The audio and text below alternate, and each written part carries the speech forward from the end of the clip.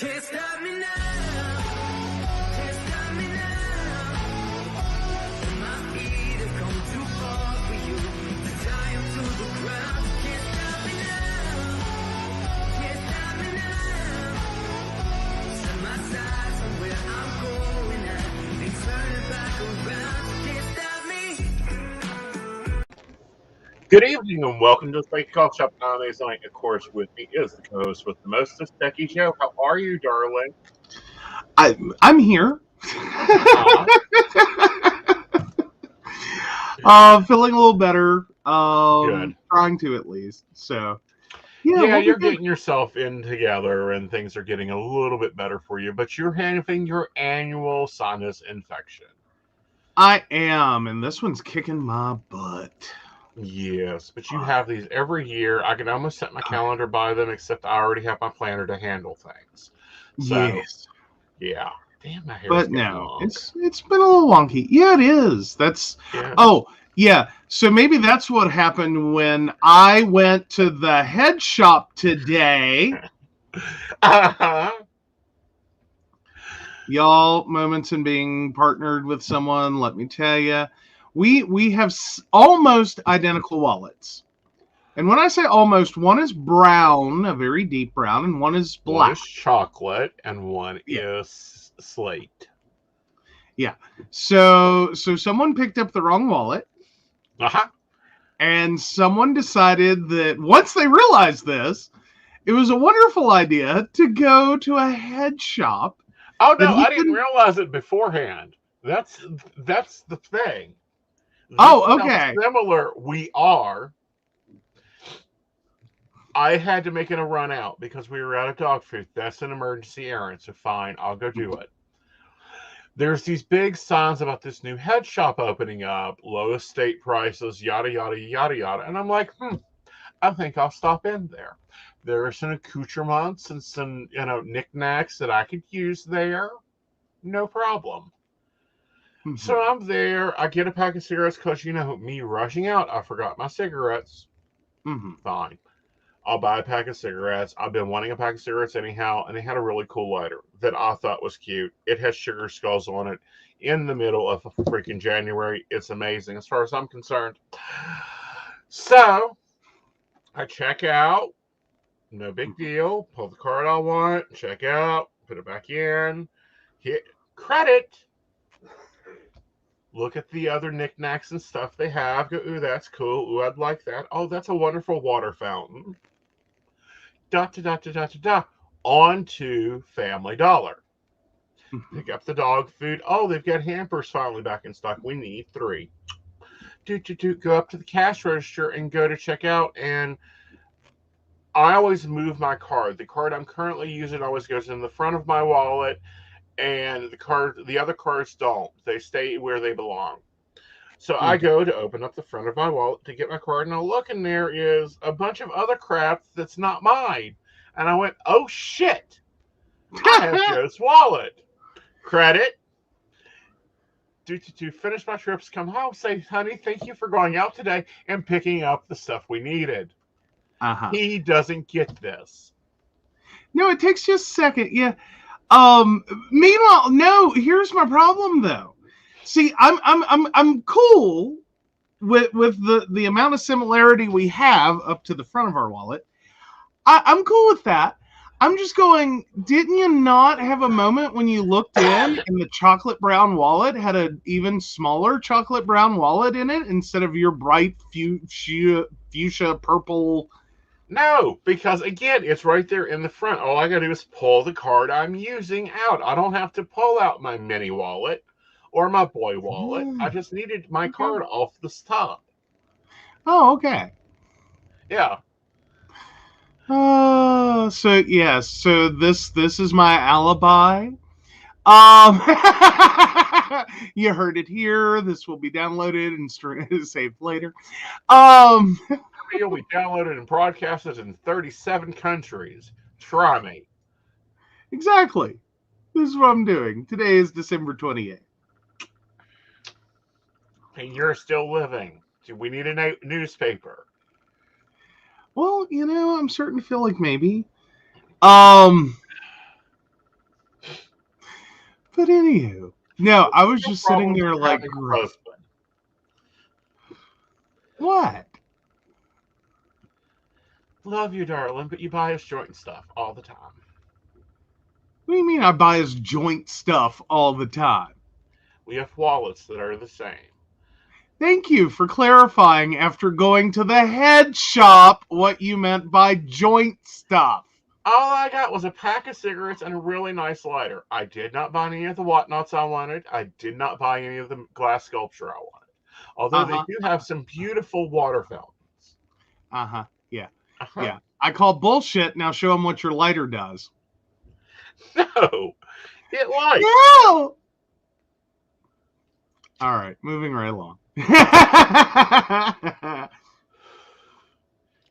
Nice lighter. Uh-huh. That's butane. Uh-huh. Uh-huh. Uh-huh. Moving right along.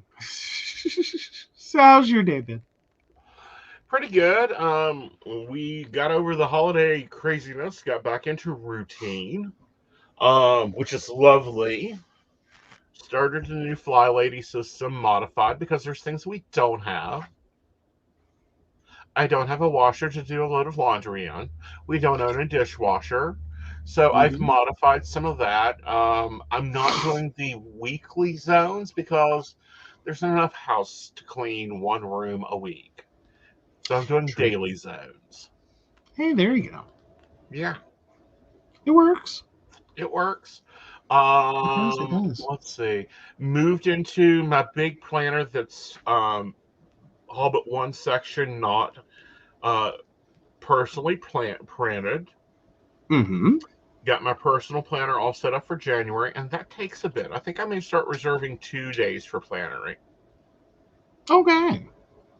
Yeah, when you have to put in your own dates and all that, it takes a bit. Well, it does. It does. Mm-hmm. Yeah. Yeah, for those wondering, I'm going Organized Money this year. I'm using her life planner. I'm using her budget planner, which tomorrow night is a barista chat. And if I can get the camera set up to will, it will cooperate. Key point, cooperate. Then what I may try to do is show my planner layout and stuff. Because I know my baristas love my planners. Oh, yes. Yes, yes. That, and I've got some images to create because this and other things we'll talk about tomorrow night. So, baristas, don't remember your chat is now moved to the last Wednesday of each month at 8 p.m. Yes. There we go. Yep. So, what's in the news? Let's take care of the news first, and then we'll do my annual, monthly, yearly predictions. Hey. Alrighty. Do we need to take a sip? I think we need to take a sip. I think we need to take a gulp, but we'll take a sip. Alrighty. Well, maybe. We can decide where a sip is. There it is.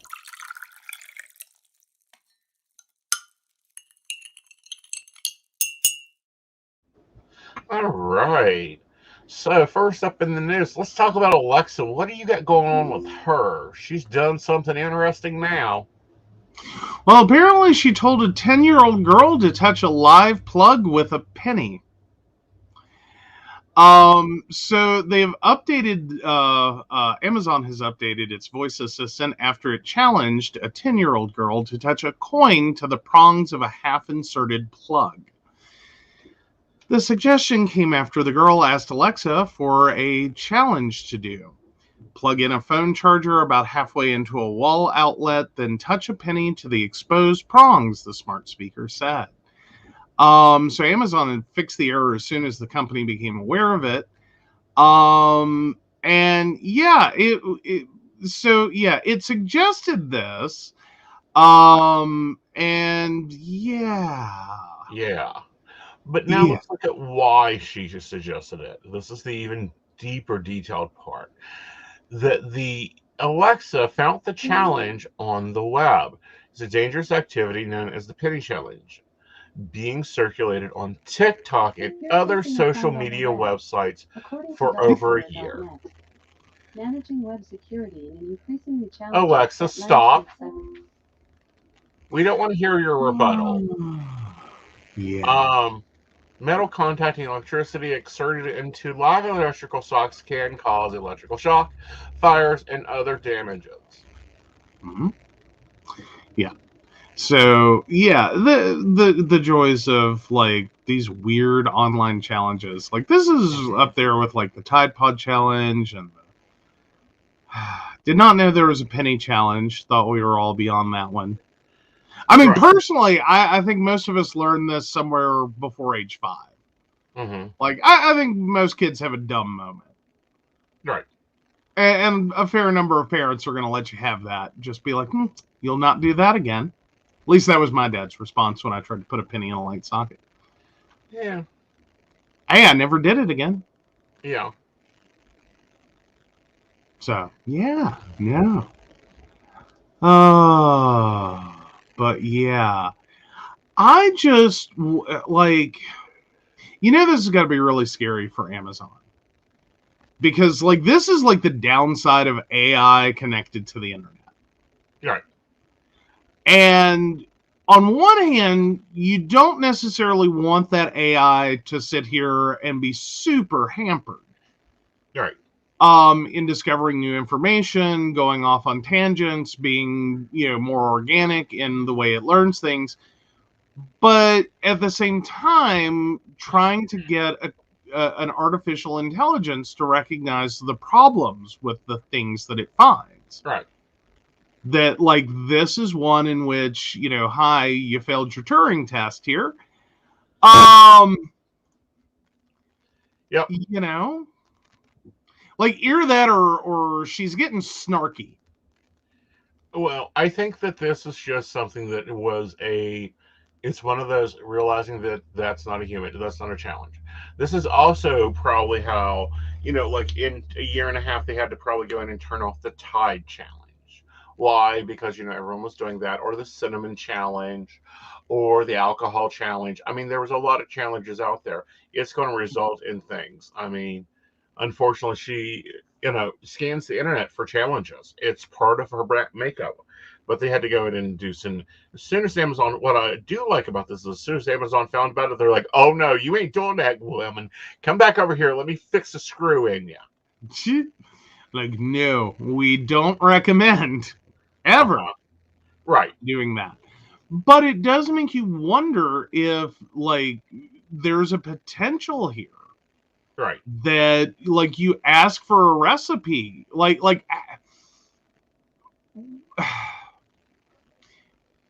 there's I have an immediate concern, and it's one I've long had. Right. It is like, she'll suggest recipes and stuff. You have no clue. Mm-hmm. Like, she'll just immediately, like, walk you through the steps. Like, I would sit here and have some issues, like, I have every time I've tried to follow one of those. One, that's not the easiest way to follow a recipe for me. But two, starting to wonder, like, is this a legitimate recipe? Are the temperatures right? Are the times right? Is it just something someone threw on a website and, like, it's all bullshit? Right. Like, I wonder if that's part of the evolvement of the AI, is does it start to understand when recipes are good or bad? Right. Like, and is that part of, like, user feedback? Is that part of, like, how are they going to work through this? Well, like, because sometimes you just, like, we have all done that. We have had that moment where we pull a recipe and it sounds good. Mm-hmm. And then you start trying to follow it, and it's like, what fucking idiot wrote this? Right. Like, that's too much of this, and that's too little of that, and, like, are you trying to burn the house down? Well, Like, and that's I think not how you that's do where that. the reviews come in. Like, if you look at all recipes or whatever, there's always recipe changes in the bottom from the users, because some things work great. It's like if you had cooked all your life in that stove in Princeton, you would have already known to increase everything 25 degrees according to the dial, because the dial's wrong. Yeah. Or drop it down, or pay a little more attention to it, because that was the shittiest oven ever. I loved it. It was like and then there was, really baking. well, yeah. Yeah. Well, but then there was also the stove, and it had its own. Yeah. Like it was a special kitchen. Okay. Well, and it goes back to the story of why, the grandmother kept cutting the end off her roast. And it gets Well, passed down to the daughter.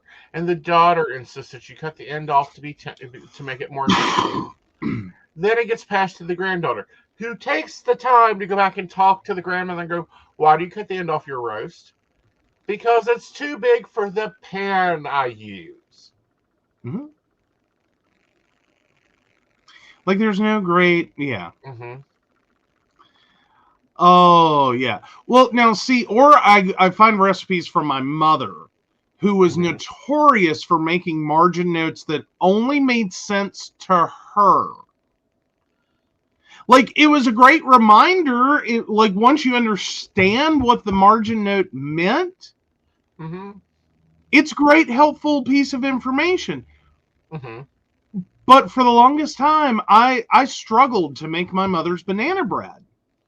It was a crock pot recipe. I struggled forever and a day trying to figure out what the hell this margin note was about, because mine never came out like hers. Like, you could follow the recipe in the little cookbook, and it's nothing like hers. And so I had to sit there and fuck with it and try to figure out every place I could take that margin note, which was +1C water. And I'm like, well, that doesn't make any sense. And, I tried adding it to the recipe. I tried thinking, okay, like, what is she doing? And it finally dawned on me, she meant add a cup of water to the damn crock pot. Then put in your cake and bake pan and bake your banana bread. Right, which turns out lovely. Turns out gorgeously and exactly like hers. Right. I struggled with that. But like all of my mom's recipes, when you start digging through them, have some weird little random blah note off to the side that doesn't inherently tell you what it's doing. And you just have to sit there and be like, oh, this is gonna be fun till I figure that out. Right. Or I have a decent basic recipe, and if I ever figure it out, I can make it better. Right. Well, it's like non-smokers, they're going to have trouble ever cooking any of my food. Any of Aeson's direct recipes, non-smokers have a problem cooking it. Not necessarily. Alexa, how long does it take to smoke a cigarette? According to an Alexa Answers contributor, it takes 5 to 7 minutes to smoke a cigarette. 5 to 7 minutes to smoke a cigarette. You can get the answers straight from her. Did that answer your question? Yes, it did. Thank you. Well, again, because I'll have smoke 2 cigarettes, which could be 5 to 7, 15 to 20, depending on how anxious I am. Well, yes. Yeah. Oh, but no, I mean, yeah, at least it's a quick, easy conversion. Because your recipes do say that, and it's not that hard to figure out. Okay, this is a simple-ish conversion, and we're talking 5 to 7 minutes per whatever it says. My mom's margin notes are all over the place. See, I got your mom's margin note as soon as you told it to me. I'm like, yeah, add a cup of water to it. It's like another one of her things as add a can and a half of milk. Yeah, but we still struggled with that one because it took a moment for us to realize that, holy shit, Campbell's soup cans got bigger. Right. Because the first time you did that, it didn't come out right either. Right. And it was like, well, wait a minute. And then it dawned on us, oh my God, those cans grew by 2 ounces. So every time... a can of milk. Yeah. So now it's a can of milk. But yeah, it's that kind of thing. She never stopped and measured how much milk. Right. Which, granted, at the time might have made more sense because if it were, anyhow.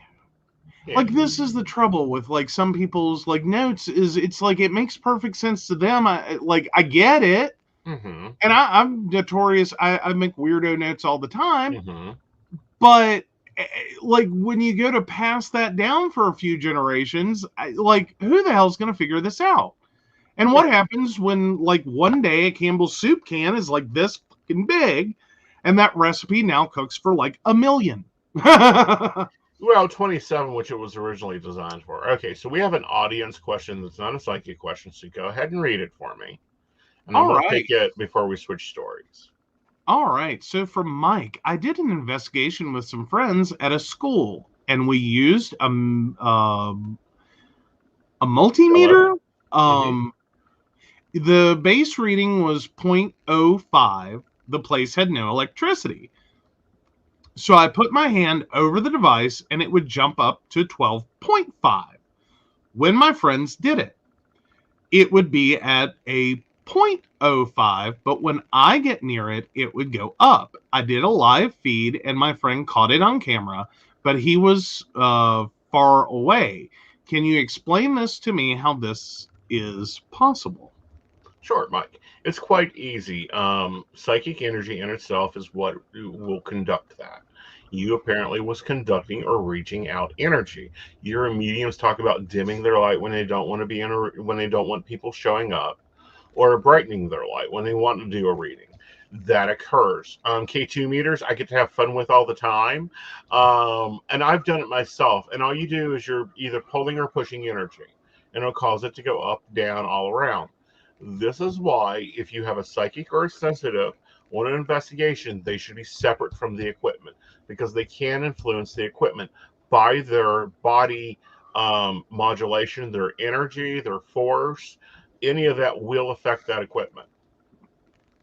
This is also why psychics have to keep keyboards, mouses, computers, or cell phones on hand, because if we get in the zone and aren't watching, we will melt them, blow them up, or make them go crazy. Sort of like my mom's habit of making watches run backwards. Mm-hmm. That's always been a fun one, is mom could not wear a wristwatch.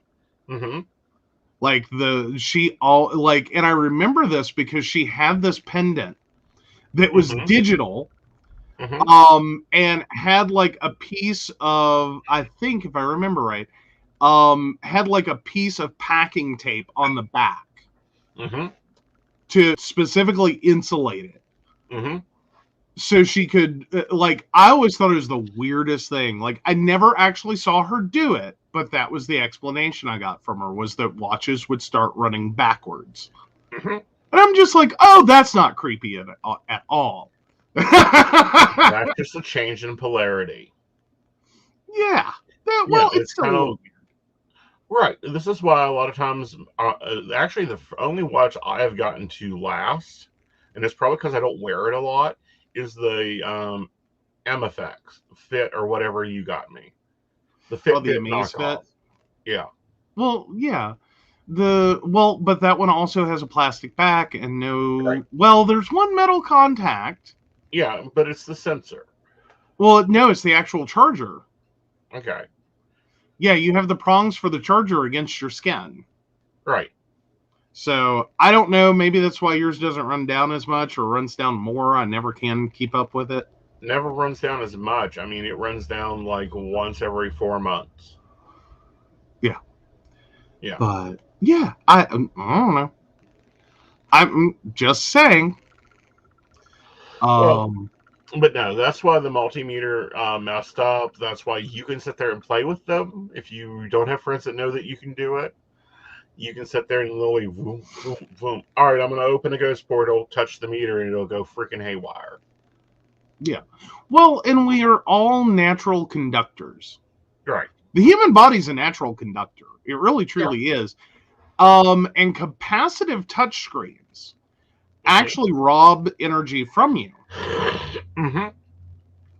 They take the small amount, that 0.05, and transfer it with the screen. That's how it knows where you're touching it, and why, like, things that are plastic don't always work. Like, it's right. why you can't have fun with it. Have fun with it. Get to know what else you can do. Be careful of technology, though, and here's why I say be careful of it. You can kill it. Yes. You need a grounding strap if you work on electronics. You need a grounding strap if you work on electronics. You need a grounding strap if you're working on your car. If you're really angry, you probably notice that your computer and phone and everything else fucks up more. There is that. Yep. Okay, let's take a sip. Oh, maybe. I want a shortcut button Maybe. for a sip.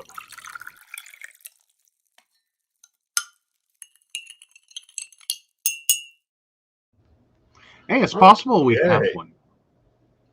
We may do. Like, they keep adding new features.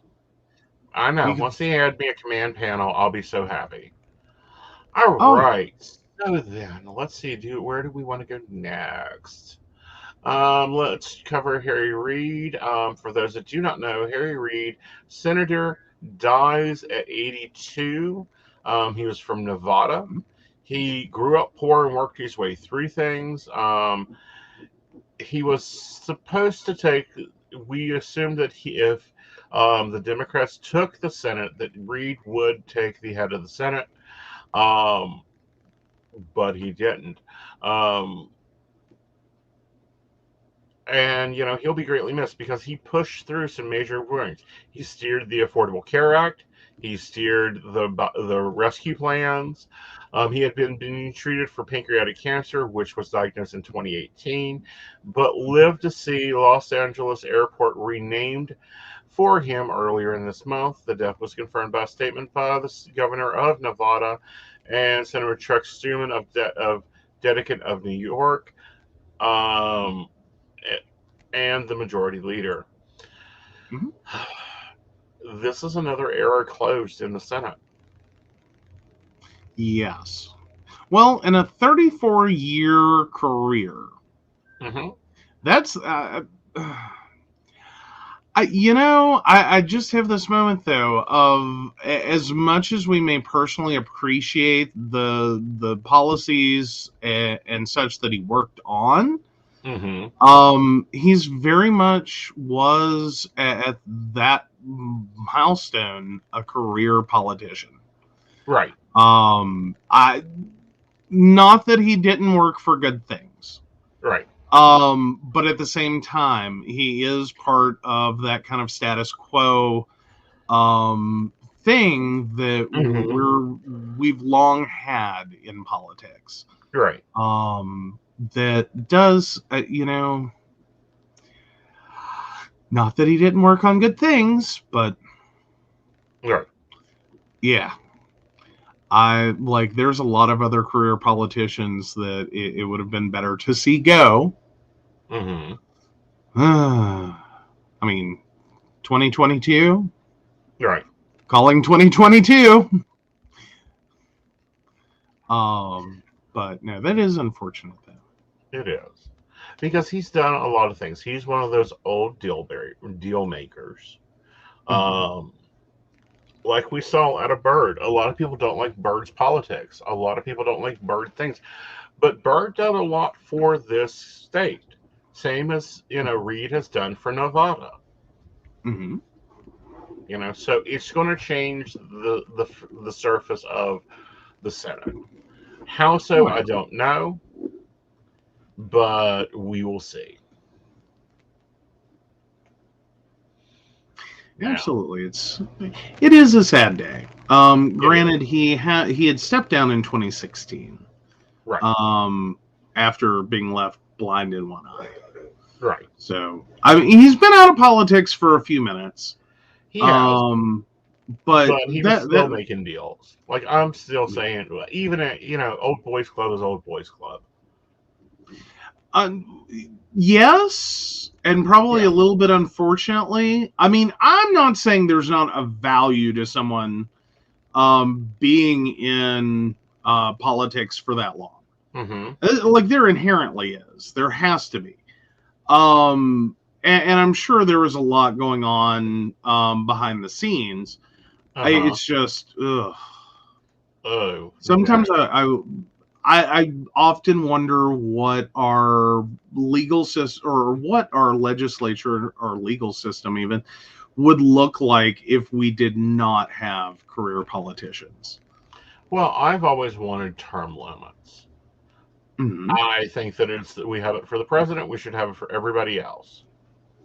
I mean, I get the idea of, we're only replacing so many at a time. But at the same time, and you do need people who know what the hell's going on and why this occurred. And I think there's some legitimacy to actual consulting, not just consulting as a, lovely catch-all term for bribes, but legitimate consulting. Right. About why this exists, why this was done, what this was in response to, how this worked out, the way that it did. But I do know that, again, something like a 34-year career, that's a long time. It is.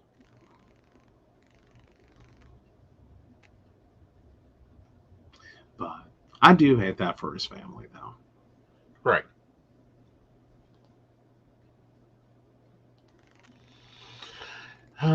So, condolences to them.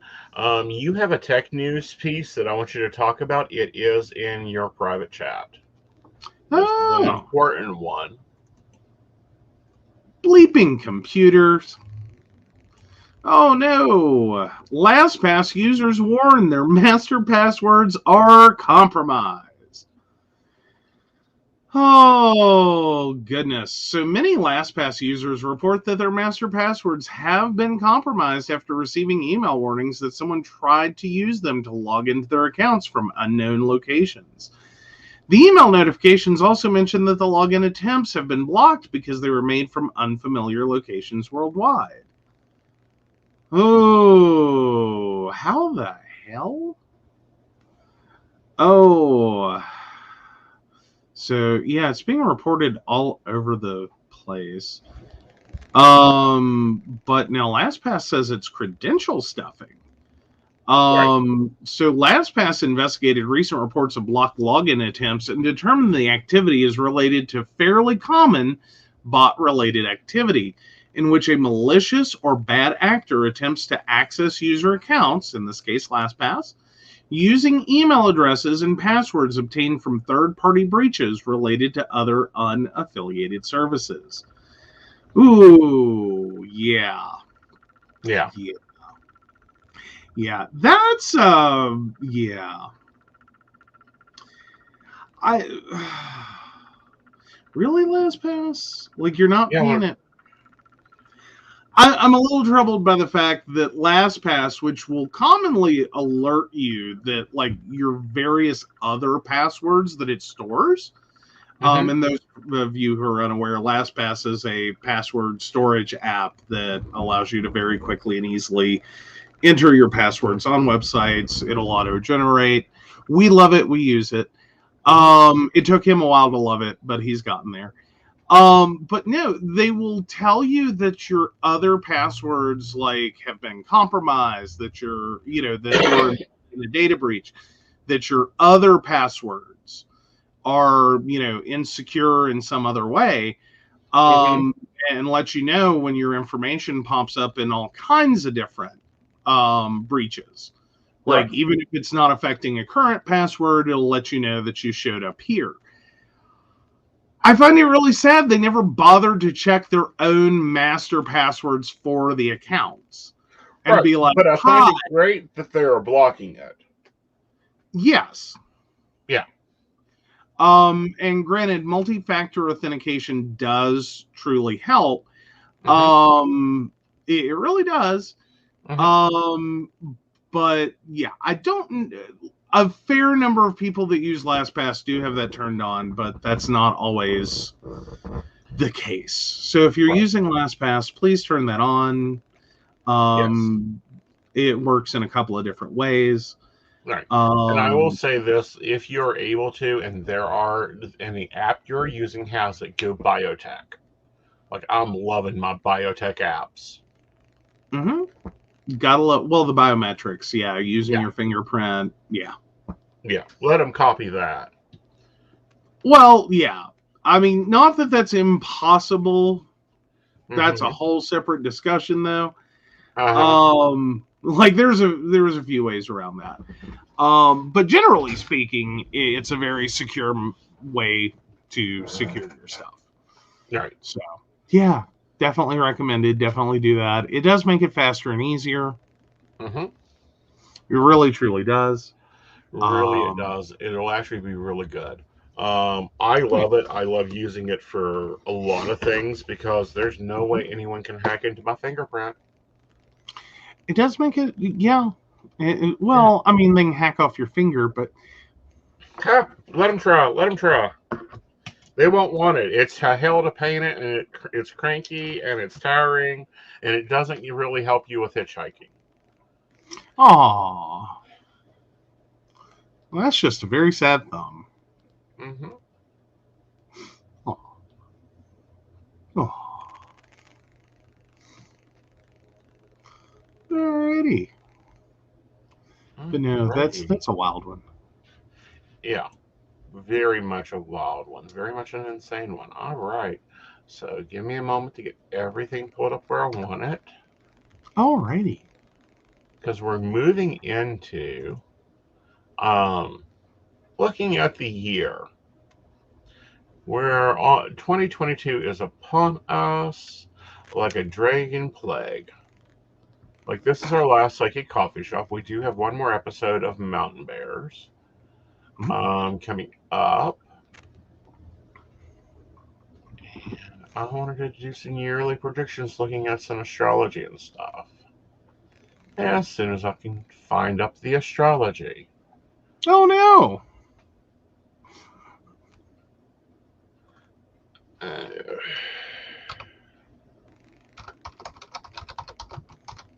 Well, just don't tell us that 2022 actually looks like 2020 again. Well, I don't think it will because we have some things going on that's not going to allow that to be occurring. Now we'll go Astrology Cafe. For those that wonder, I do use Astrology Cafe for much large things.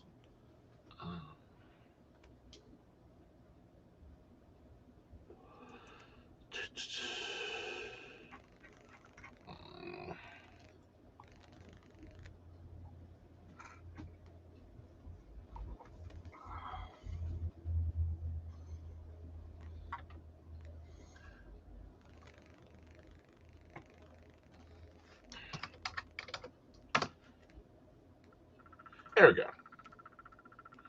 So it's a Sagittarian year for 2022,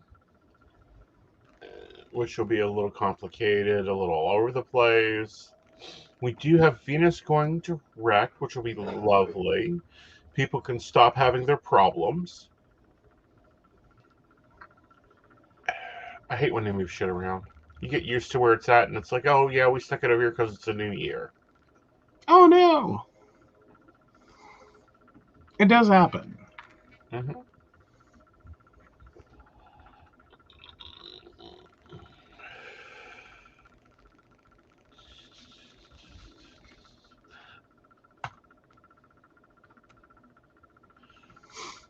So Venus is in being, we're going right into the year. We go straight into a Mercury in retrograde. That's not going to be fun at all. Guys, I'm telling you, this one is in Aquarius, which is all the mind, the mental, your emotions, all that will be hitting you. And then you have it hitting in different sectors with it being Aquarius to your life.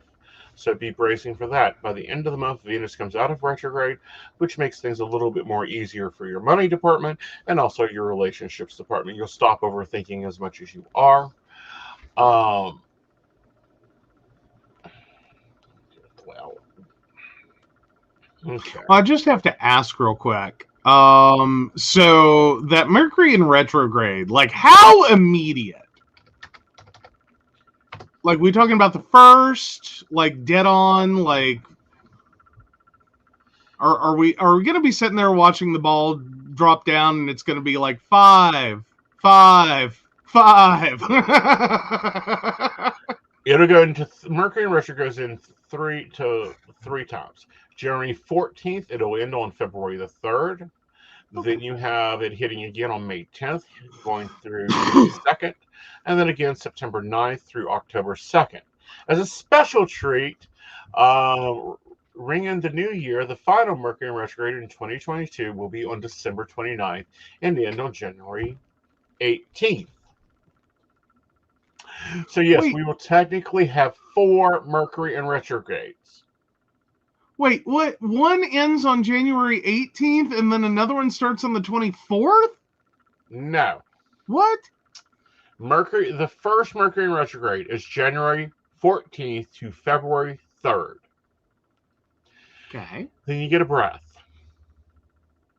Then on May 10th to June 2nd, you have another one. Then September the 9th through October 2nd. Then as a special treat for 2022 to say fuck you as it's leaving, December 29th starts a new retrograde period that extends itself out to January 18th, 2023. Okay. Sorry, I misunderstood for a second. I was like, wait, what? Yeah. Like, how did we get that screwed? Oh, it's going to be a busy year for you tech giants. I mean, as we know, we have Windows 11 deploying. We have 4 Mercury in retrogrades. Now, you just got to love those. Oh, yeah. Love them. Love them. Love it. Yeah. All right. So, of course, that's Mercury. Venus is going to go on retrograde she's already in retrograde. She will be in retrograde from literally as soon as you walk into the new year on January the 1st all the way to the 29th.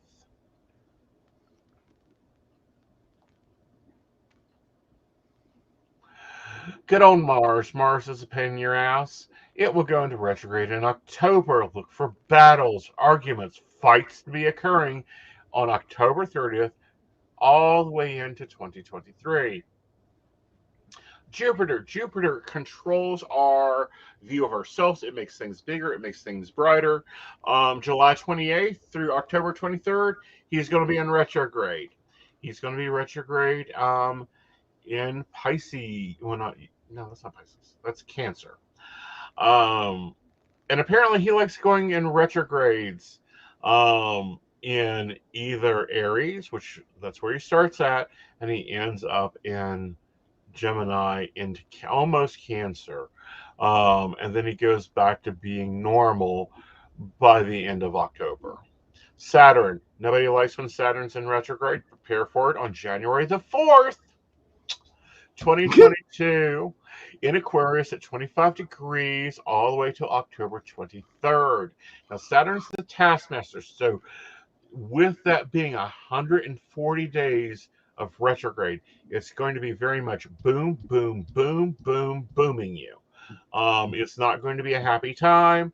It's a good time to be straightening yourself out. It's a good time to revisit our relationships, work on long-term goals and responsibilities, and time to restructure the way we manifest our reality. Makes me wonder if people who go into like rehab at the beginning of a Saturn in retrograde, I wonder if they do better. Probably. Just saying. It sounds like all the like 12 steps are like, this is your perfect moment. Just saying. Yep. Now, Uranus goes into retrograde about 7 years in each sign of the zodiac. It takes him 84 years to make the complete rounds. Uranus moves retrograde 148 days out of the year, and he comes out of retrograde on the 18th in Taurus, and he'll stage erect the 18th through August 24th. Then he goes pissy in the entire.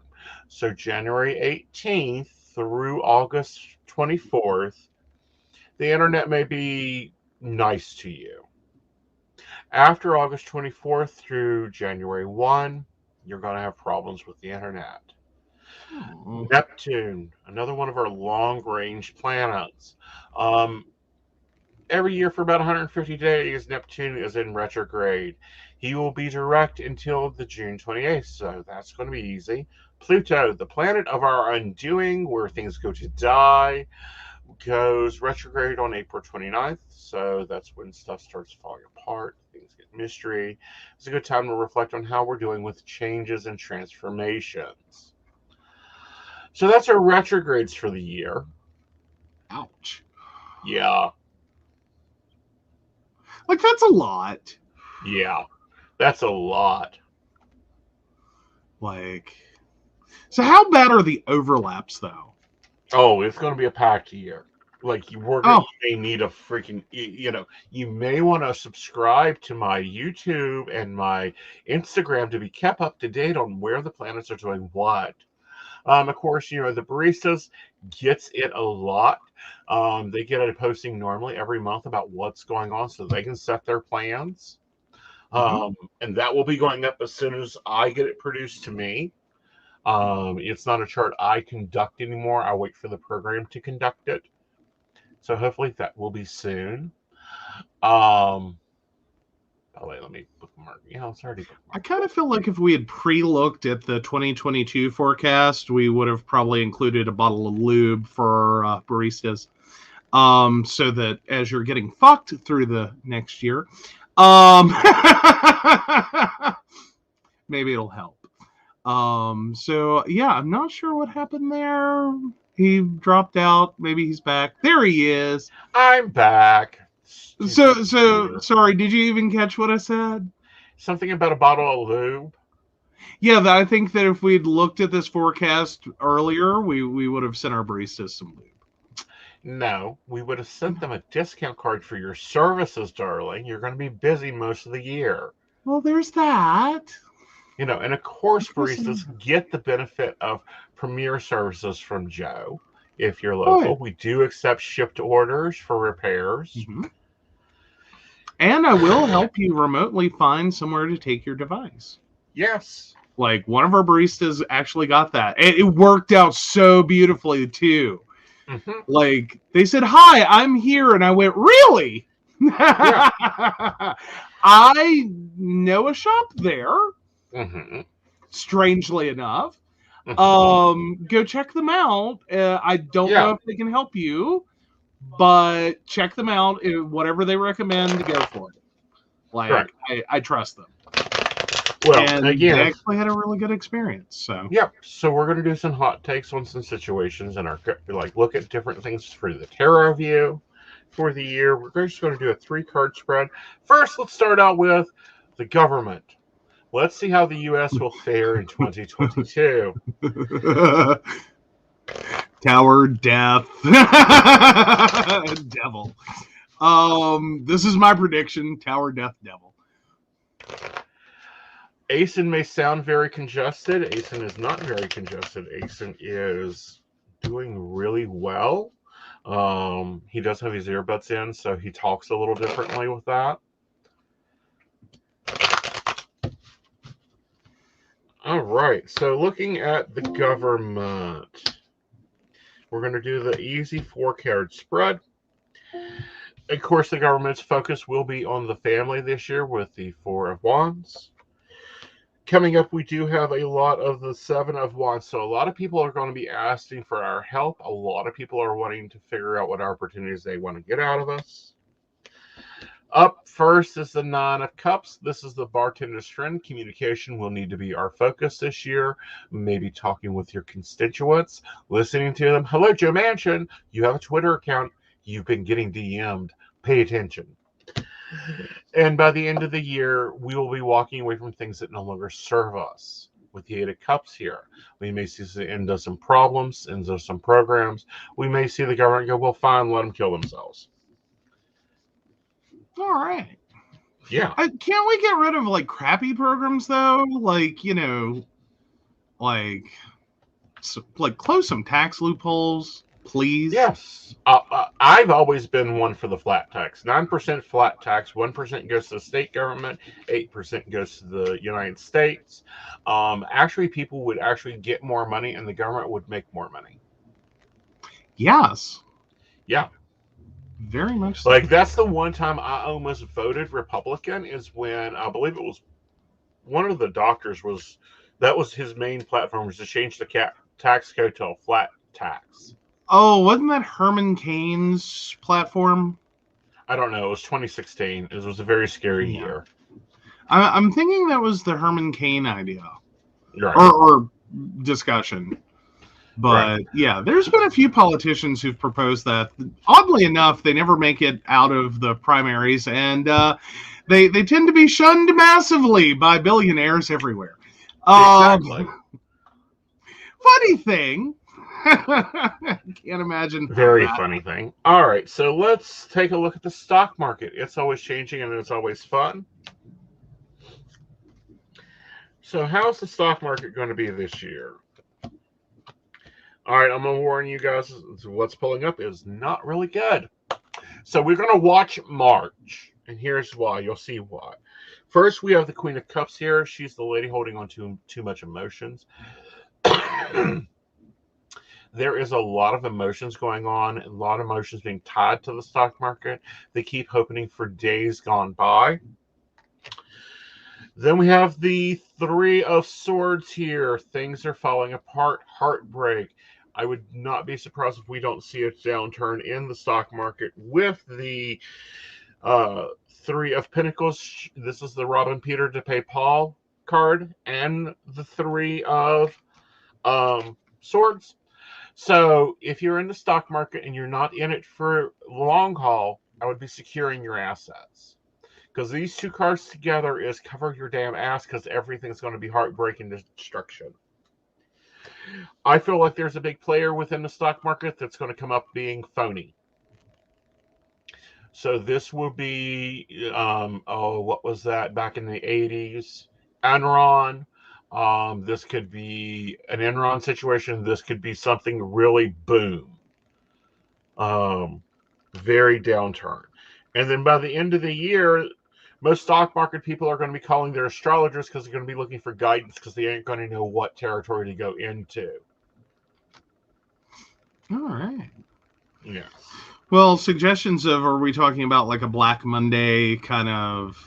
I think we're looking at a Black Monday or what was it? It was a very bad Friday, and like they stopped the stock market. And I'm going to say it's March because again we're hitting double threes here, and it may be 2025 before we have a recovery there. So day traders either vault up, meaning, and this is how you guys play this. This is what you should be doing. Do not buy right now. Wait for the crash to start.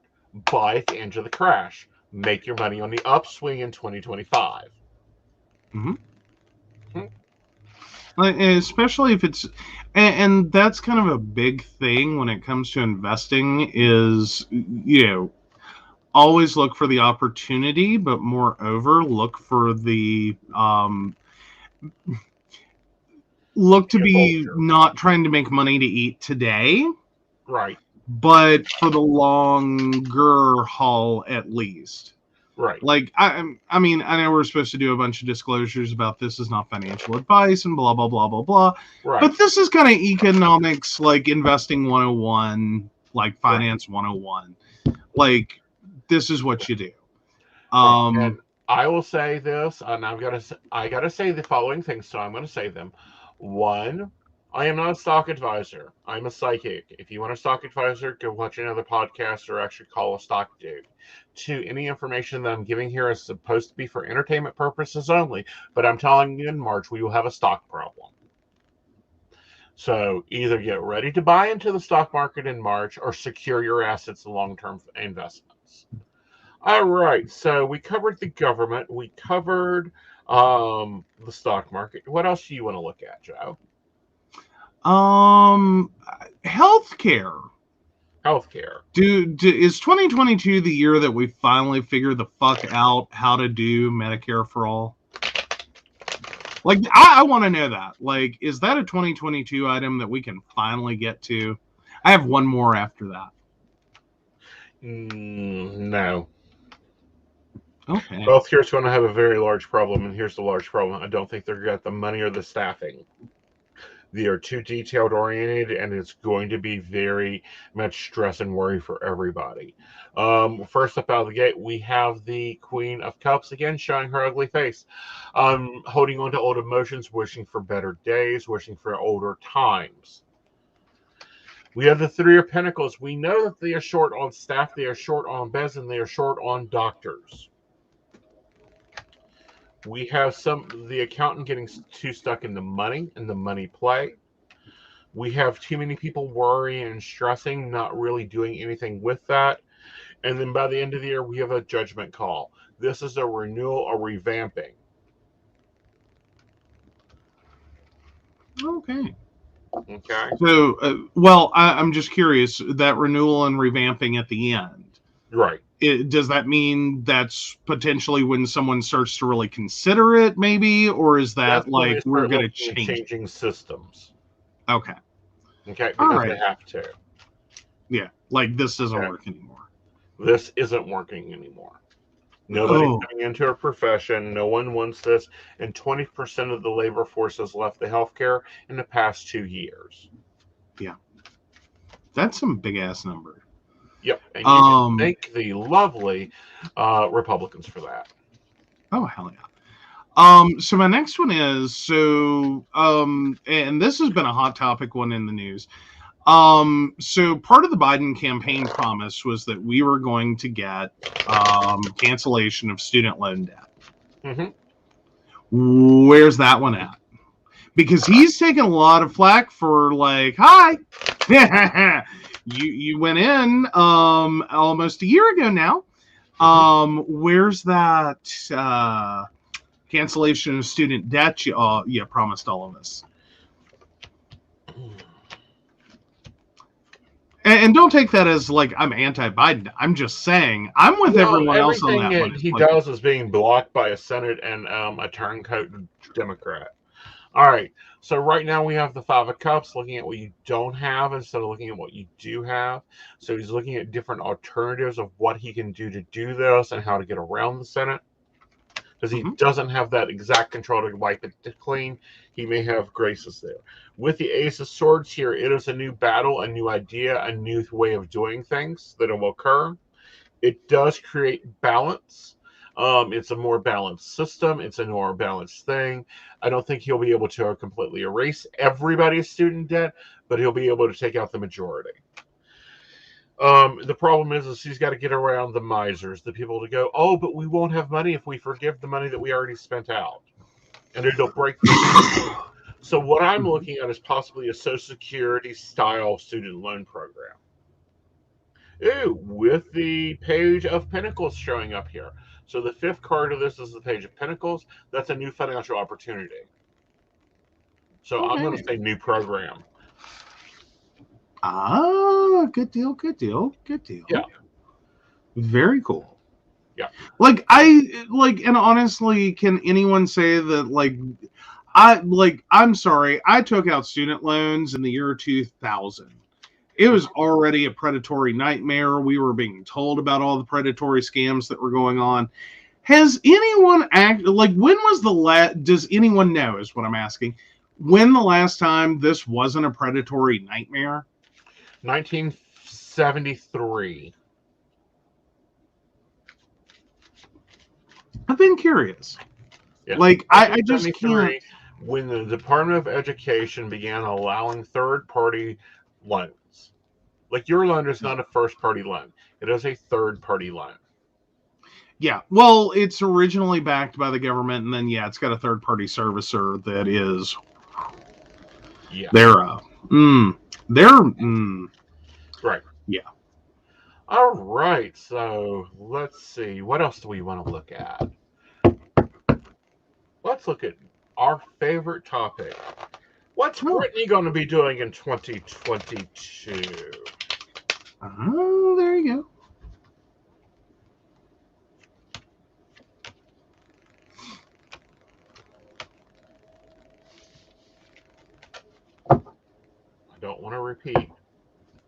Okay.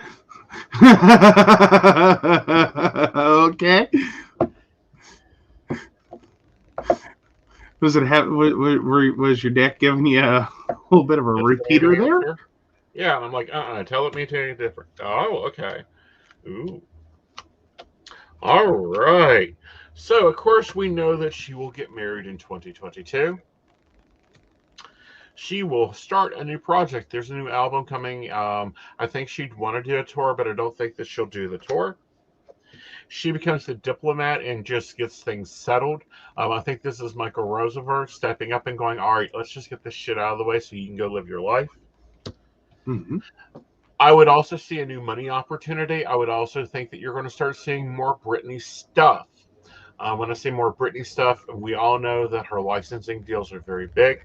I do feel like she will probably return to Vegas, but I also think that she's got a movie career going on. Oh yeah. After all the shit she went through with her dad, like there's got to be a movie plan. No, this is Britney playing in movies. Oh. Well, that would be a good vehicle for her to get started, though. Mm-hmm. I think that she will do a lot. Her career will copy a lot of Cher and Dolly Parton, where they are not only the business owner, the performer, the producer, the producers, they own the producing company, they own their music rights. She's going to be an actor, she's going to be in acting, she's going to be in theater, she's going to do a lot of things.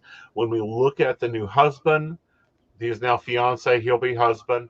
I think that he's going to aid her in a lot of things. Even if this is a love relationship, I think this is also a very good coupling. Oh, good deal. Business wise. Awesome. Yes. Very awesome. All right. So, baristas or viewers, if you got an area you want to see what comes up next year, let's take a look at it.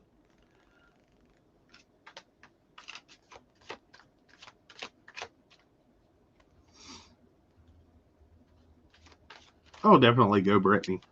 Yeah, go Britney. Like, she deserves it. She so deserves it. Yeah. Like, that was a nightmare.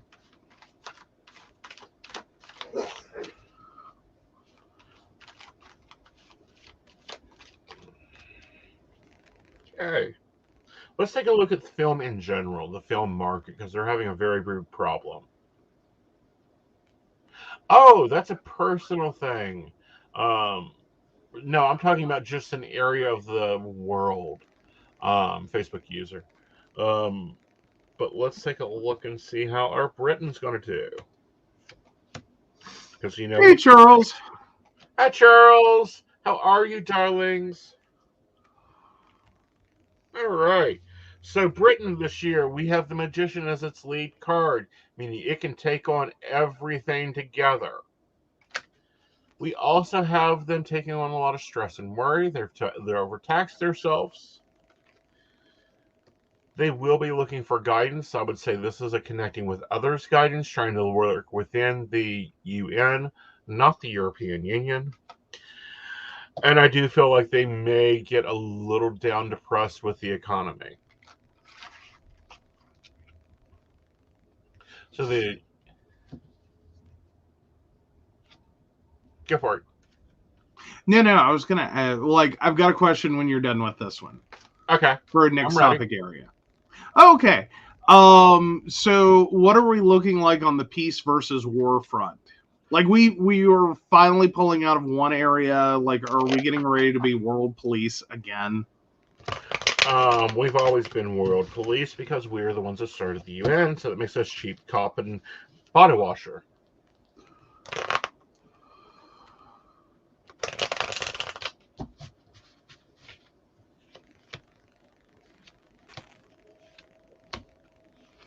Wow. I don't think so. Although I'm being directed to Russia and their buildup of arms there against what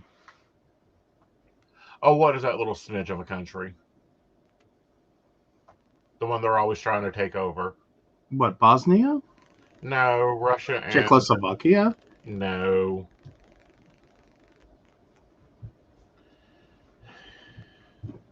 Anyway, I would be very watchful of them. But as far as the world as a whole, we have the Three of Cups showing up here, meaning it's a time of celebration. We do have a keeping the balance or keeping the peace. Um, and then we have the Lovers, so we see new partnerships forming. Just recently, Japan joined a defense of Taiwan against China. I would also see other partnerships building and growing there. And of course, financially, this is a save it year, so the world things pull itself down. Ukraine, thank you. Um, There we go. so I would be very watchful over the Ukraine situation. I also feel like there's some shakeup in the Middle East, but there's been a lot of shakeup there. I do think that there's a new power getting ready to come out of it that we have not seen that will be a very 1970s style revolutionary movement, but I don't think the U.S. gets involved with it. And then I want to watch Brazil. Brazil looks to be a hot map for me for civil war. Again, the U.S. isn't involved. We ain't sending boots on the ground. We may be selling arms, but we've been selling arms since the 60s. Alrighty. But at least overall a peaceful year. Right, Like, okay. I'll take that one. right. Like, sorry, it's just one of those things. It seems like we don't get out of one war before we start another one or get Well, that's dragged because into that's how another we one. make money. Well, there's that. Uh, Point blank, that's how we make money in the U.S. is because we produce guns, planes, ammo. Well, if no one needs guns, planes, or ammos, we have a really bad economy. we do. We do. Oh. Alrighty. Alrighty, so let's see.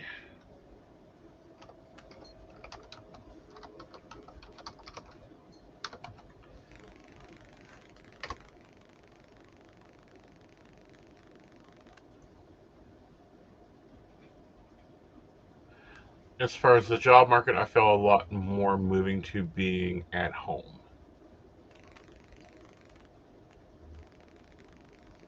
Are we That- finally getting?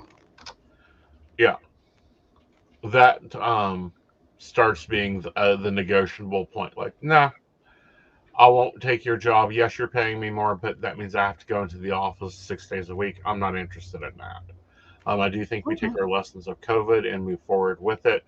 And I think that it'll be a lot of negotiation, a lot of company restructuring going on. I do think there's a new social media popping up sometime in May that will rival TikTok and Snapchat and Facebook. I don't think Zuckerberg is connected to it, but it looks like it's one of his scraps of paper. No. Is that going to be one that he buys in heavily, though? Yeah. And then, like, absorbs? No, I think that Zuckerberg has abandoned Facebook and Instagram. And what he'll do is he is now working on investing. He's tired of being the creator. He's more into the virtual reality. I think he's going to be working very heavily on bringing Oculus up online and making Oculus a thing. But I don't feel like it takes off. Okay. Well, that's a good question, I think, for the for 2022 is do we turn into the virtual world? Mm-hmm. Like, as in, do we become more enmeshed in virtual spaces? Right.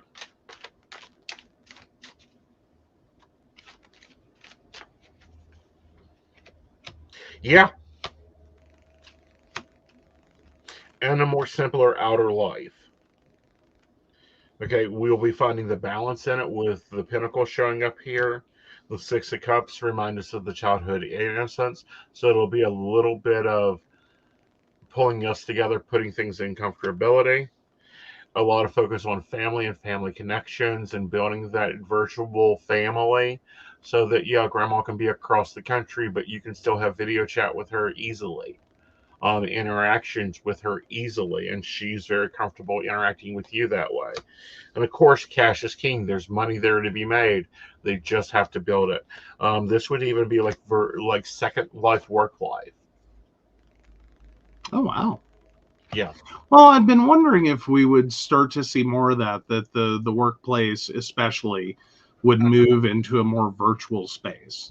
That Right, we would. because they can hire assets cheaper than they can hire people. Yeah. Yeah, because the only reason that a New York company pays the New York price is because it's in New York. If it's in if your employee is in West Virginia, then they can offer you less, and you can get the same job and work from home. Yeah. Which you may even get a premium because it is a company out of New York and they're used to paying more. Right. But do that in an area where it's seriously a premium and not like, oh my God, how am I going to afford rent? Versus, hi, I qualified for a house and I now have 12 bedrooms and it's amazing. Right. But the companies also don't have to pay the days of the campuses, I think, are gone. Oh, yeah. Yeah. Yeah, I think that's dying quickly. Yeah.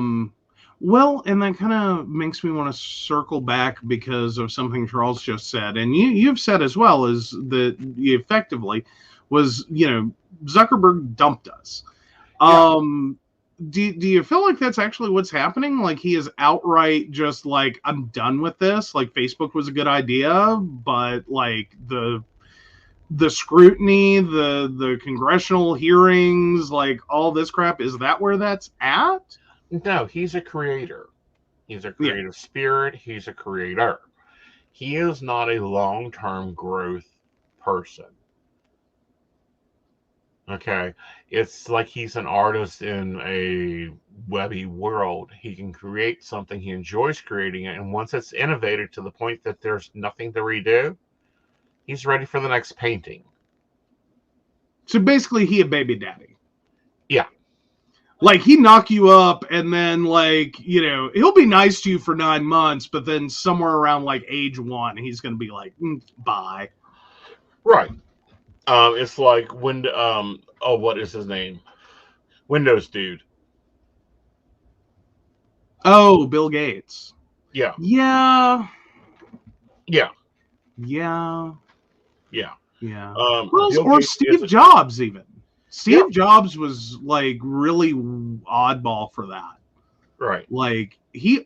Granted, his was always a fiery exit, but right. he always burned everything to the ground before he left, and then had to get pulled back in because, oh shit, it doesn't work without you. Right, but that's how Zuckerberg is. I think he's going to move into launching. He's created Meta, and I think we're going to watch and see what he does with Meta, which I believe is a more focus on the ocular experience. I also think that we will see some gains in medical technology, as we have seen within the past 2 years in medicine.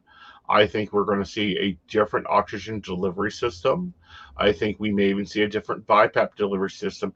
I'm just not sure if it's 23 or 28. Okay. When we start seeing micro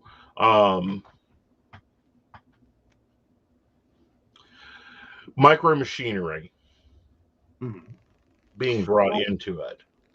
Well, and there are some new advances there. Like Raspberry Pi is already shopping around a compute module, which is basically just it's. If you're familiar at all with the Raspberry Pi, it has a bunch of connections on it. If you get one of the B2 whatever, they're like a little baby miniature credit card size computer.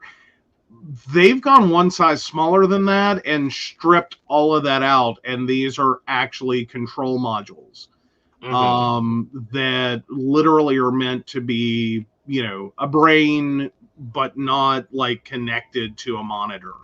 Not but you can connect different things. It's just not all built in for you. Right. And they're pushing that hard on systems development. Like, that's their target core is like, hi, if you're a developer, Right. this is your next platform for ease of, easy development. Right.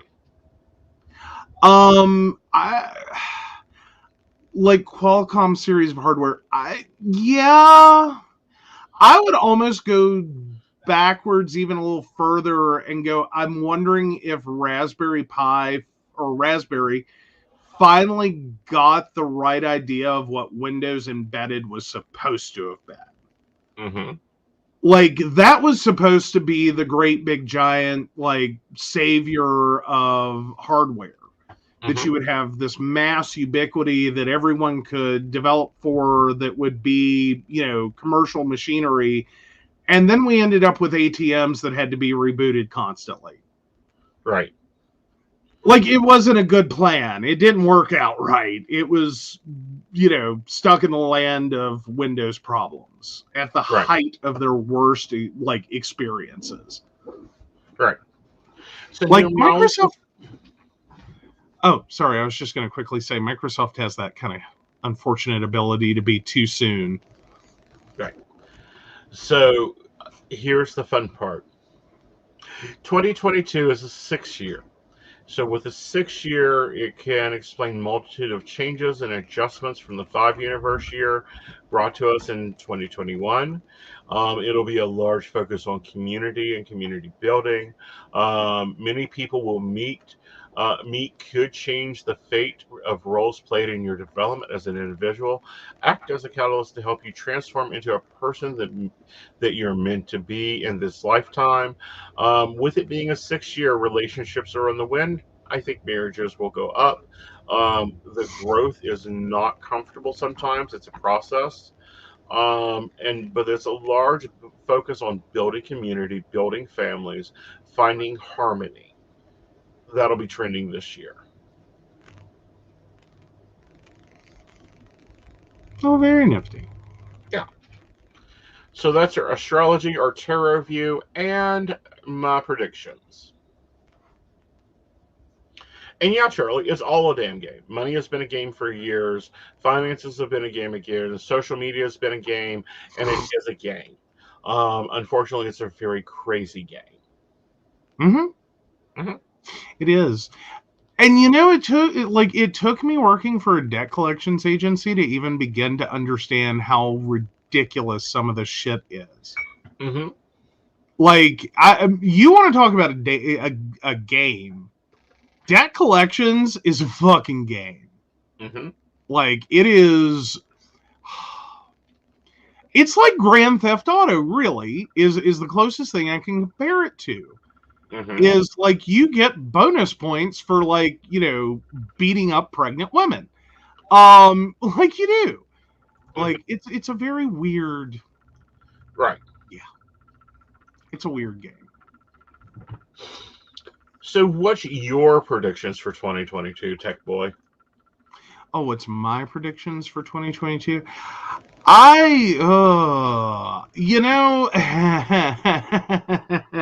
Well, I do kind of see, like, this whole, like, I think the virtual world is going to become more important.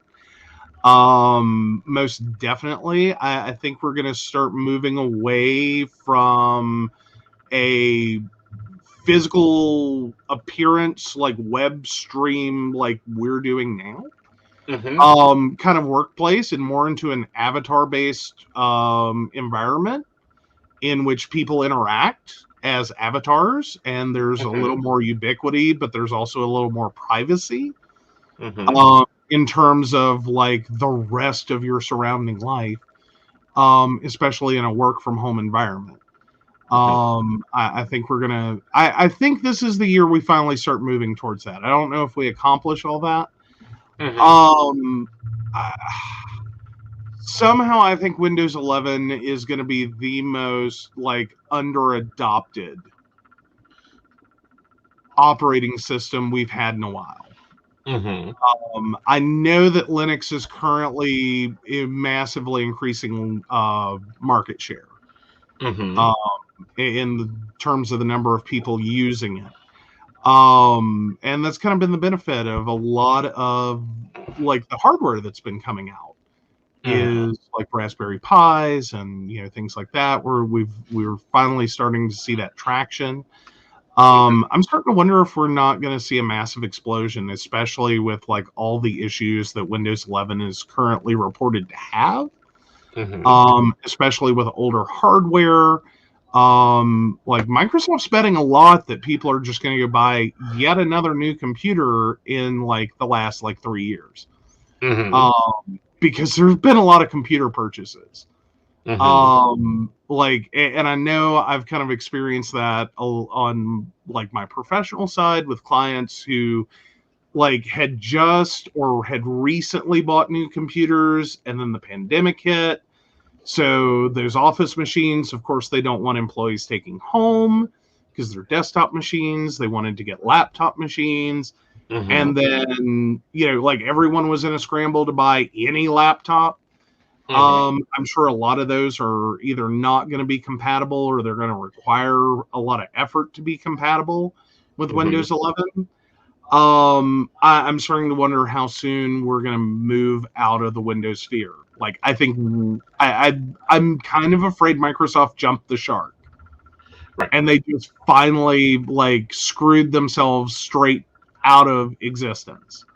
Like, I'm seriously thinking. We were told Windows 10 was the final operating system. We were. And now they're released Windows 11.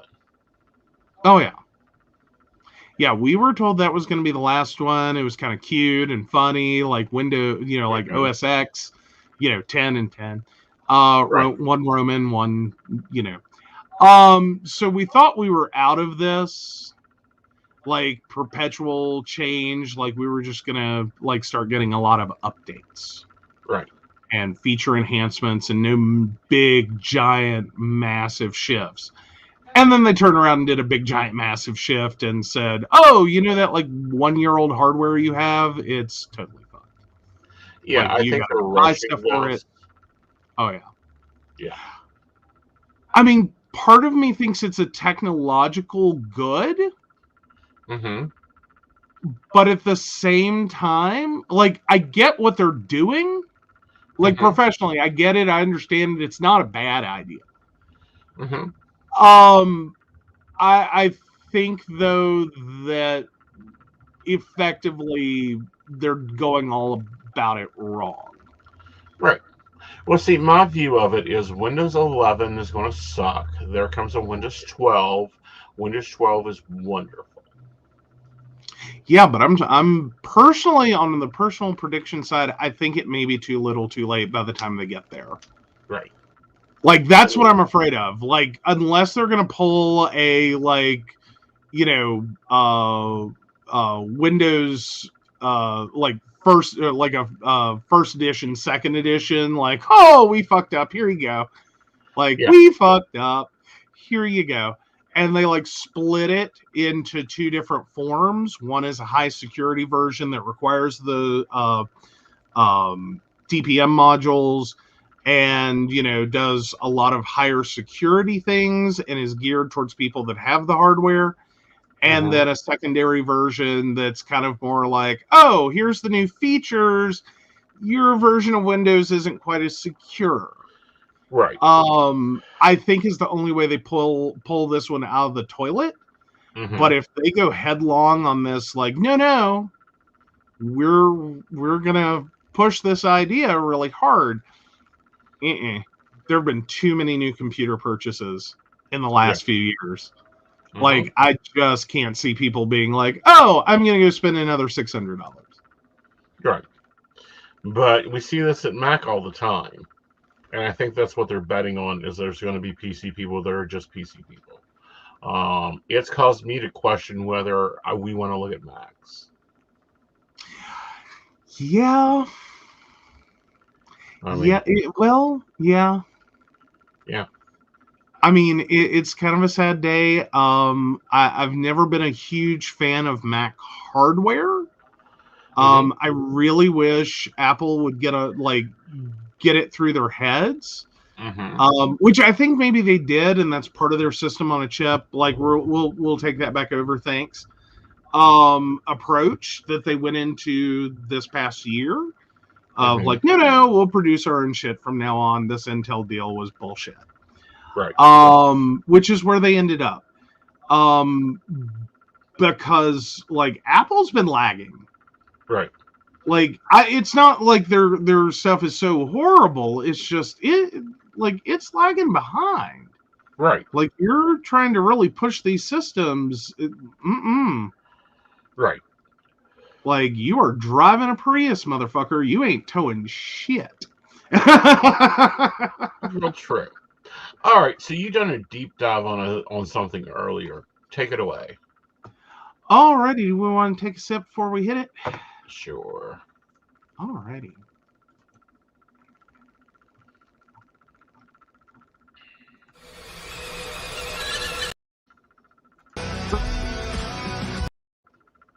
We'll take a sip.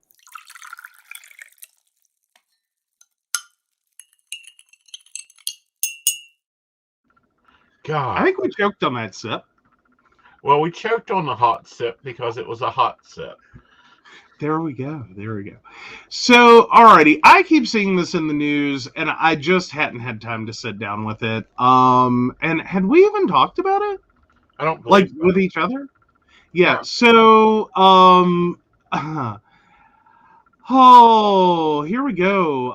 Rogel Aguilera Maderos, the truck driver, convicted of killing 4 people and sentenced to 110 years in prison. This is such a hot topic one. So there's a lot of animosity surrounding this one, especially the sentence of 110 years. All because of mandatory minimums. Mm-hmm. Yeah, that's part one of this one. It's just, I don't know. The whole case is lousy. Okay.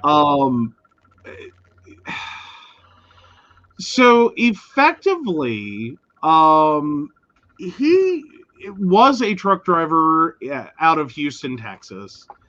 He left one trucking company, ended up at another trucking company, who pretty much immediately sent him to Colorado.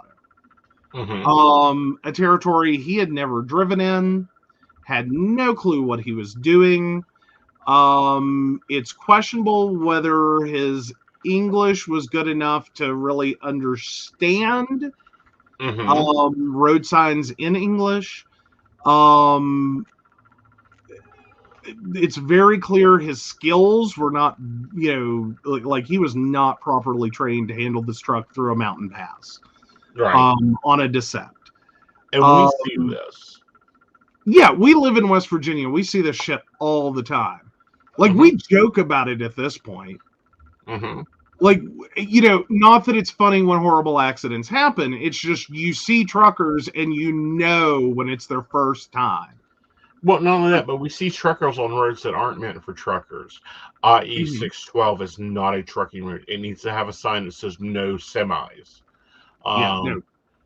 61 is a non-trucker route. GPS will send them up 61 and they get stuck. Oh, yeah. Well, but we also see it in, like, truckers on our interstates. Right. Like, you see truckers, like, trying to do, like, 75, 85 miles an hour. Right. Going downhill. Right. On 77. And it's like, oh, you're going to die. First time in West Virginia, dumbass. Yeah. Like, that's the only thing you can sit there. It's like no one who's ever been here pulls this shit. Right. Like, they know better. Like, we have specific points in which they're going to wreck. Right. Like, I just start backing off I just start slowing down behind them. Way behind them. Well, I don't know how many times I have seen going up San Antonio Mountain, truckers just burst into flames, and they just pull over and let the truck burn out.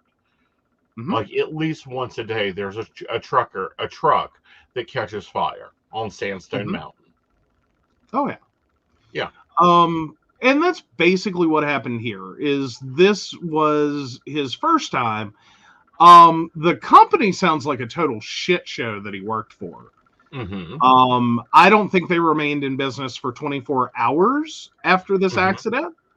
But then they popped up 24 hours later as a totally new company. Right.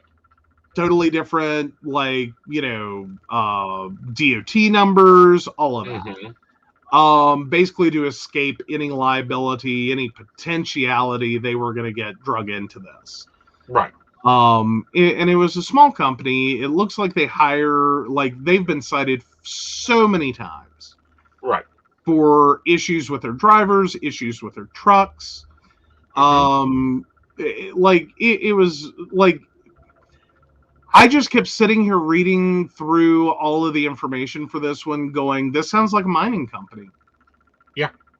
Like, you got the cheapest labor you could. You didn't care if they knew what the fuck they were doing. In fact, you kind of prefer they don't. Right. So they're nice and malleable and they'll do whatever the hell you tell them to do. Right. And you sent them into a situation that they were totally unprepared for, and then as a company you just walked away when the inevitable disaster struck. Right. And so there is some actions being took over this. Mhm. First up, the governor of Colorado is reviewing the case, seeing if he can accept the driver's application for clemency. Also on Tuesday, the First District Attorney Office of Colorado said it had filed a motion to reconsider the penalty, as Colorado law requires the imposition of the sentence in this case. The court also permits the court to reconsider its sentence in an extreme extenuation case involving unusual and exigent circumstances, the motion said. Absolutely. And I mean, this it's just a horrible case. There's family members of those who died that day that are literally begging Mm-hmm. that, yes, he probably should serve some time for his role in all this. Well, that's up for debate because he says the truck brakes malfunctioned. They were able to find that the brakes were malfunctioning. The rig he was in was not properly equipped for the road. For those that don't know, rigs have to be equipped for their territory. Example, trucks that come through West Virginia needs cooling systems on their brakes. And it was just not a truck for Colorado. Mm-hmm. Well, but in addition to that, he just didn't know what the hell to do. Mm-hmm. At all. He was and basically he said as much. Mm-hmm. And that additionally, no one cared if he knew what he was doing. Mm-hmm. And even there is some debate that he may have lied on his application to the business and overstated his qualifications and his abilities. I'm still sitting here going, you handed a 20-some-year-old the keys to, that big of a truck in the middle of Houston. Mm-hmm. He can't have a long employment history. Right. It was on I-70 through Colorado. Right. You hand him the keys, you send him multiple states away. Right. And I don't know, somehow this just I'm struggling with this. Right. Just to understand what the hell, is this trucking? Is this trucking done badly? This is trucking what done this is badly. I'm just trying to figure out how you get you start brand new at a company, Mm-hmm. and almost immediately they dump you on a run this long. Right. And don't seem to really care. Right. Right. Now, there is a change.org petition that was delivered to the judge. The judge alone said, if I had the discretion, this would not be my sentence, Judge Jones said, according to Reuters. The judge is not alone in his criticism. 4.7 million people had signed the petition as of the 15th. The local papers are calling for a different sentence or a commuted sentence. But none of this can be took up for 119 days Mm-hmm. after the sentence is fulfilled. So he can't do appeals. He can't do anything for 119 days. Our favorite lawyer, Kim West, or Kim Kardashian West, who has become an advocate for changing the criminal justice system. So this case was shocking and unfair in a series of tweets where she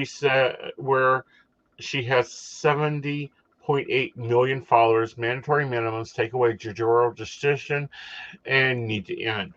And I agree. I think mandatory minimums need to end in most things. However, I think judges should have the ability to have another judge weigh in on the sentence before it can be overruled. Yeah. Well, and I also think because there's a big debate about this and mandatory minimums and how legislatures are approaching these kinds of situations. Because a lot of them get, effectively what a lot of lawyers are currently saying in this is that what effectively happens is some horrible case comes through the system and justice is not served because what they can actually prove is a lot less than what it really is. Right. Like, so someone gets a really light sentence for something that was a lot more serious. And this is how we end up with legislatures going through and creating mandatory minimums for different things through policy that doesn't apply to the situations they end up being used in. Right. Now, I seriously think that this prosecutor threw everything and the kitchen sink at this poor guy. Well, the prosecutor and themselves did their job. Their job is to act on the state. There was a case. They had to present the case the best. The defendants done the best to present the defendant's case. There was a guilty verdict found by a jury of peers. However, I think there should have been two court cases, one against the company. They are an individual. They can be charged. Not just sued. They can be charged. The CEO can go to jail. Two, I think that this case, looking at this case, it's ridiculous. This was a car accident. This was a car accident that it was not only the driver's fault, but there was a physical malfunction of the vehicle, and there is a problem with I-70. I-70 in itself is very hilly in Colorado. Colorado. It takes 12 hours to drive from Grand Junction towards Colorado on I-70. That's 12 hours. He was only supposed to be on the road for 10. I really think that that's really too long anyway to be on the road. And over the course of the area that he came through, he did a 5,000 foot elevation change. Right. Like from 11,000 feet to like 5,000 some odd feet. Right. Before he crashed. Right. And realistically, that's an insane, like in West Virginia, we're talking about a couple thousand feet. Like when you come out of, like we were talking about earlier down 77, you're doing a roughly 2,000 foot elevation change. Right. Going south on 77, or 2,000 the other direction if you're going north. But when you're coming down that descent, that's only 2,000, and we see truckers fuck that up. We see cars fuck that up. We totally see cars fuck that up. New Yorkers, do y'all not have hills up there? Well, I start to wonder, like, there's a lot of people that struggle, and now Southerners especially, like, I'm not just calling y'all out, but for serious reason, people who are from flatland areas have massive issues understanding that there's a totally different set of things you need to do with your vehicle when you are driving through the mountains. It's not just snow and ice that you've got to worry about. Right. You've got to watch your speed. It's not just that speed kills. It's that speed will also cause you to have to ride your brakes, and any vehicle in which you are riding the brakes coming down a long descent is one that is going to start to have those brakes overheat, and you're going to start having more and more problems trying to control your speed. Right. The upside of a car, of a simple passenger vehicle, is you don't have all the weight, helping to push you down the mountain. Right. You do have some ability to stop, but you are increasing the likelihood that your brakes will fail. Right. And that's what he's saying happened in this scenario. That's what the evidence is saying happened. But he didn't have the skills to take the runoff. He didn't have the ability, the knowledge to take the runoff because he's driving and cannot read English. Well, and potentially also panicking. And there's questions as to, many truckers have pointed out, he's already in a semi-runaway truck situation at least, as he's going past these emergency off-ramps. More than likely, he is no longer in that nice old trucker lane. Right. Because he doesn't want to hit everything. This means he is more towards the left lanes in traffic. And it may potentially have been a situation where he just could not safely get over. And again, wrong choices. Potentially you cut off a couple of vehicles, which could have also been its own tragedy. But you get to a runaway truck ramp long before you get into the situation in which he was in. Right. I really did try to get a lot of different opinions on this one. And there are some that say, no, he totally deserves it. There are truckers saying he totally deserves this. Doesn't seem to be the common trucker opinion, considering there was a whole boycott of Colorado. Like, we ain't running a truck to Colorado. Nope. There are a lot of truckers currently refusing to make deliveries or pass through Colorado. Right. Like, not doing it. Right. Now, it is January 10th. The judge will be able to hear the again. But he's made some very strong things. I don't want anybody through this again, and I don't want to put myself through it again, but I will hear them out if they want to speak to me. But they don't have to do that. Jones, which is the judge, also said that he doesn't want January's hearing to become a circus, and said outbursts from anyone will result in immediate removal from the courtroom. During the Monday hearing, King told the judge she recommends a new sentence between 20 and 30 years for him, and that the stand she took publicly last week. The truckers' defense attorney Joan Collins said last week she realized Anthony should walk free immediately. There's a lot of divided opinions on this one. Right. On specifically how long. He should get. I think everyone is comfortable with the idea 110 years is excessive and extreme. But it is everywhere from you should go free from court today all the way up to 20 to 30 years.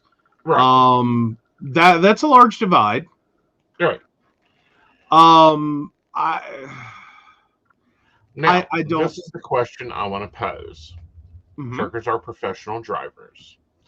Planes fly every day. There are plane accidents every year. There are trucker accidents every year. If he was a pilot of a plane, would we hold him to the same standard? No. See, and that's the thing. See, I really doubt we would. Now, granted, with plane crashes, so to speak, the pilot gets lucky and typically dies. Now, professionally, he may have, and I figure that is what would happen here. Whether he walks out of court, that day, or he walks out in 20 to 30 years, he's certainly not going to get hired to be a trucker anywhere. Well, I don't think you'll ever want to be a trucker again. I don't like it would be a real bad choice. Right. Like I don't think, and judging by his court appearances, I mean, like you can't help but feel bad for him because he seems almost suicidal. Like Right. I'm hoping he's on a suicide watch. Oh, he definitely is. Yeah, like he's like there were a couple of moments in like his testimony that like it really starts to scare me. Like I hope he's on a suicide watch. Right. But with airline pilots, there have been so many crashes caused by like simple, like just bad choices, poor, like this is why there are literally checklists. And doctors are going through the same thing. You know, and both were fields that highly hated this idea in the beginning of checklisting like they were, you know, some idiot who wasn't a professional who needed a checklist. But it actually started saving lives in operating rooms. It started saving lives on aircraft. You know how that started? Was right here in Beckley. Oh. Yeah. A doctor done a surgery, left his watch in the patient. Did someone get two new tickers for the price of one? No, it was an ulcer removal. Ooh. And the doctor forgot and left his watch inside the patient. I just want to know how, like, one, that wasn't, I would think, something you would just be putting in there to begin with. Like, it's not like he forgot his watch in a patient. It's not like he was performing the surgery and went, well, this is in the way. I'm just going to lay this on top of your gallbladder for a few minutes and, you know, like, get it out of my way. Like, how do you not notice? Like, I would be concerned is how did you not notice? Right. More importantly, why were you wearing a watch into the operating room in the first place? Like, I would think that would be a bad choice anyway. Right. Like, you know, like, ugh. Like, it's not like you scrubbed that watch up real good before you went into surgery, was it? Like, I would doubt it.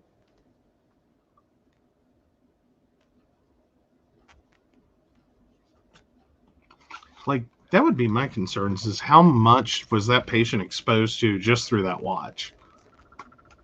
I will find you the video and you can watch it and I'll post it in the baristas. Okay. Yeah. But yeah, no, I mean, like things like this save lives. I think this is going to be a different situation. It's not going to be so much about the checklist. I feel like we're pretty confident that decent drivers not only have a checklist, but are in a position they feel they can be like, hey, I don't have a decent truck. Like my training tells me, my experience tells me this truck ain't going to do it. Like I'm going to walk away right now. You want to fire me? Fire me. Right. I would figure is where a lot of really good and potentially a good chunk of the profession is at. Right. I think there's a lot of exploitative companies who, as we've seen with this situation, can just kind of throw their hands up and walk away and pop back up the next day without any repercussions, without anyone trying to even think about hauling this company into court. And I think it emboldens a lot of them to put demands not only to hire inexperienced drivers who are going to be more compliant, but also just kind of and cheaper, but also encourages them to push them even beyond what they're trying to tell them. Like even when it gets so bad that this very compliant, do anything you want to trucker would potentially be like, look, man, this is way shitty.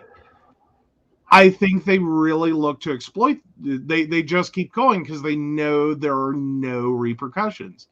Well, not only that, but there are truck companies out there that have a rep. Swift, your trucks are shit. your drivers are new, and you give them crappy trucks, and you don't maintain them. Point blank, it's on record. It's on court record. Mhm. You've been sued multiple times. What's that other one I hate getting behind? Star, I think it is. Oh, no idea. Yeah, unions help. And I think there's a Right. lot of companies that try to get around those. And it's the same thing. It just feels like sometimes every time we talk an employment story here recently, Mm-hmm. it's the same shitty company tactics over and over again. It's always non-union, always Right. non-union. But it's exactly, effectively, to me, this case sounds exactly like the Mayfield candle situation. Right. Or the Amazon situation, or not the Amazon, Mm-hmm. FedEx situation, where they demanded drivers keep going. Right. And it's like, what the hell? Yeah. Like, you knew you were going to be blameless in this, that you could, that you had a vulnerable employee base, Mm-hmm. unprotected, fire at will. Mm-hmm. Like, or don't give a ride to, get stuck somewhere. I mean, these are things that burn people out and they stop trucking. But no, Swift, your crappy trucks. Star, your drivers need trained better. JB Hunt, I actually like you. You do decent. You treat your workers halfway freaking decent. Um,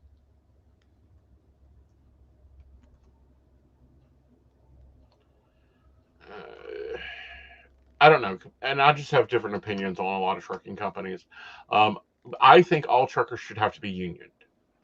Like they have to be participating in the union. They have to be part of the union. They have to, be a union truck. I'm wondering if 2022 and beyond is going to be the year that, like, the world becomes unionized. Mm-hmm. That we get sick of this shit. That this isn't, like, we've tried this legally. We've tried this with abandon. Mm-hmm. That, the marketplace will regulate itself. Like, that No, was it won't. bullshit. No, Like, it that won't. was bullshit. Right. What I'd love to know is what was the name of the trucking company? Which one should be getting things up and down the line? Well, before it was, I think it was like Callisto 03 Trucking, which Mm-hmm. totally sounds like a company that reformulates every like 6 month or something just Right. for Every all time they get a DOT problem. Yeah, they just sit there and keep reformulating. I've worked with companies that pulled that stunt in the past. Mm-hmm. But the new company is Volt Trucking. Yeah. Right. Like So, Volt, like Volt. battery. Yeah, Volt. You're a shitty company. You're a shitty company. You should be writing checks to these families.